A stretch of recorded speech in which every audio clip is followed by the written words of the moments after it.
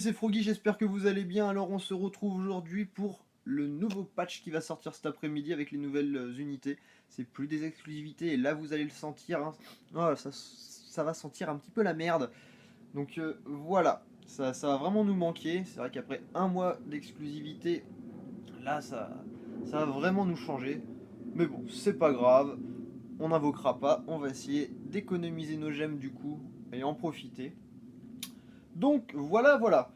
On va commencer par Sauvage Éclatant Jed. Alors qu'est-ce qu'il va faire dans son leader skill? Il va augmenter la vitesse de remplissage de la jauge bébé à hauteur de 50%. Il va aussi accroître l'efficacité des CV et des CC quand leur collecte est dépassée une certaine quantité, là en l'occurrence 30. Donc si on récupère 30 CV, eh ben, on va accroître l'efficacité des CV, et si on récupère 30 CC, on va accroître l'efficacité des CC. Bon, dans tous les cas, son leader skill c'est de la merde, on l'utilisera jamais. Après, son extra skill va ajouter une récupération progressive de la jauge BB aux attaques BB SBB à hauteur de 5 CC. En gros, on utilise son Brave Burst, on a 5 CC en plus dans sa barre, et idem pour le SBB. Donc voilà, extra skill, hein, pas terrible non plus. Son attaque normale va faire 9 hits pour 27 CC max.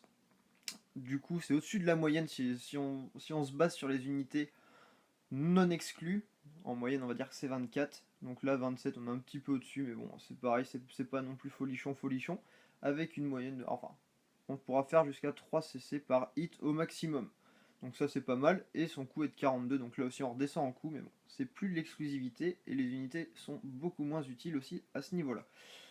Son Brave Burst va faire un combo de 14 attaques de lumière sur tous les ennemis à 300%, augmenter le taux d'apparition de CV et de CC à hauteur de 35%, donc ça c'est un très bon taux par contre, pendant 3 tours, donc un bon Brave Burst, hein, on va pas non plus dire que c'est monumental. Son Super Brave Burst va faire un combo de 18 attaques de lumière sur tous les ennemis à 540%, là aussi augmenter le taux d'apparition des CV et des CC à hauteur de 35% pendant 3 tours, et il va ajouter un effet de réduction d'attaque aux attaques, donc si on arrive à on va dire à placer cet effet de réduction d'attaque, l'effet durera pendant un tour sur l'adversaire, donc du coup on aura 10% de chance de débuffer 20% de l'attaque, et du coup l'effet de réduction d'attaque s'ajoutera à l'attaque de tous vos alliés pendant 3 tours. Donc le Super Brave Burst, je suis pas fan non plus, donc voilà, je pense que aujourd'hui ça va être un petit peu l'analyse blasante, on va dire. Enfin, avec les exclusivités, on était monté tellement haut en hype que là on redescend direct. Dans son Ultimate Brave Burst, du coup, il va faire un combo de 21 attaques de lumière sur tous les ennemis à 1200%. Il va réduire l'attaque adverse à hauteur de 80%, donc ça à 100%, c'est 100% de chance que ça marche. Du coup, ça sera pendant 2 tours.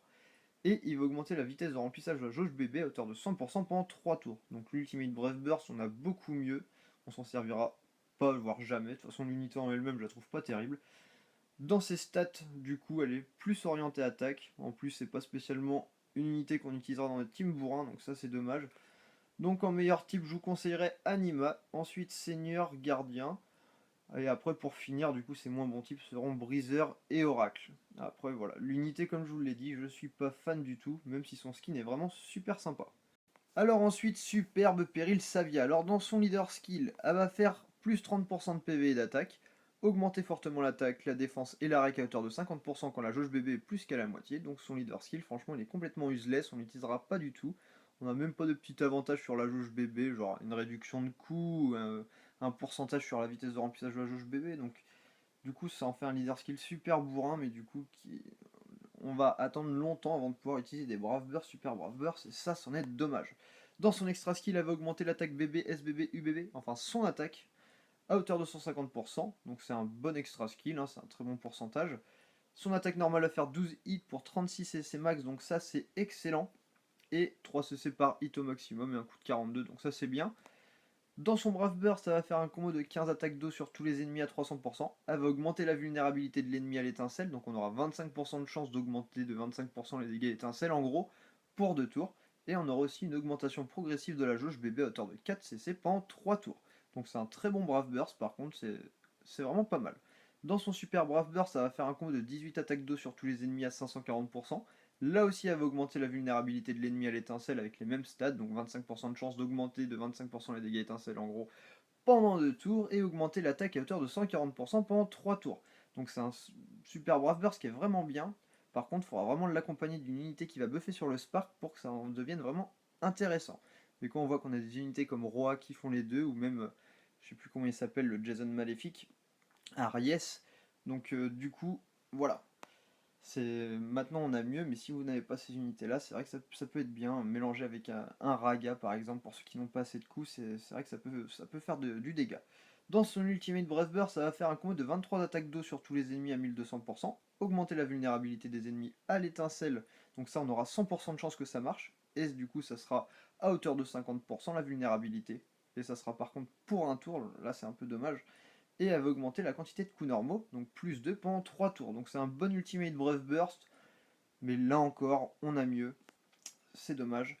Dans ses statistiques, du coup, elle a une très bonne attaque. De toute façon, on l'utilisera vraiment pour des teams là où ça va être vraiment bourriné. Donc en meilleur type, je vous conseillerais Anima, ensuite Breezer, Seigneur qui n'est vraiment pas mauvais non plus, et pour finir, du coup, en moins bon type, ça sera Gardien et Oracle. Du coup, pour finir, Dame Gracieuse Sion. Alors, son leader skill annule toutes les afflictions, et on aura aussi plus 30% d'attaque et une augmentation des dégâts étincelles, hauteur de 75%. Donc, leader skill qu'on n'utilisera jamais. Surtout là, on aurait pu l'utiliser, c'est en FH, et en FH, on a 40 000 fois mieux avec Ariès, Arthur, Maxwell Miroir, et compagnie, et compagnie. Donc voilà, son leader skill passe totalement à la trappe. Son extra skill est aussi vide que les deux unités précédentes.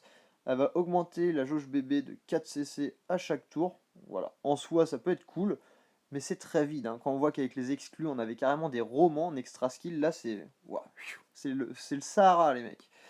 Dans son attaque normale, elle va faire 9 hits pour 27 CC max, donc comme la première unité, c'est un petit peu au-dessus de la moyenne, mais ça reste bof bof. Avec 3 CC par hit au maximum, ça c'est bien, et un coup de 42. Dans son Brave Burst, ça va faire un combo de 13 attaques de terre sur tous les ennemis à 300%, augmenter les dégâts étincelles à hauteur de 70% pendant 3 tours, donc c'est un bon Brave Burst, un classique pour les buffers Spark.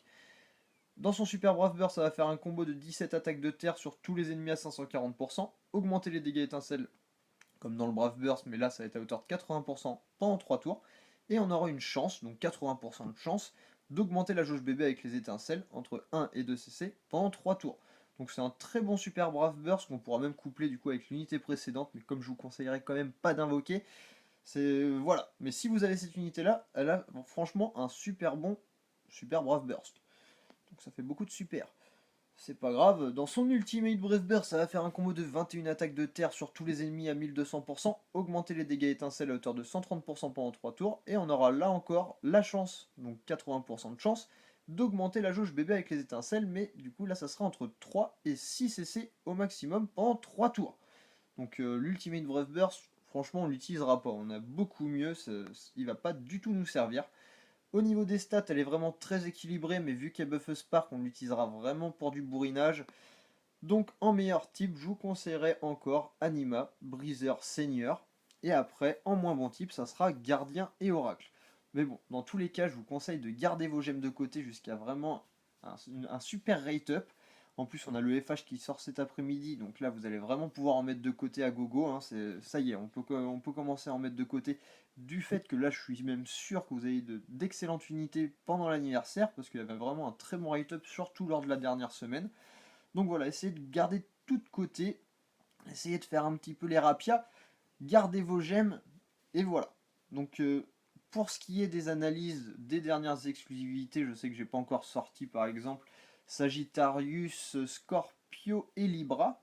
Ça va sortir très rapidement, mais là je vous avais dit que ça sortirait début de semaine.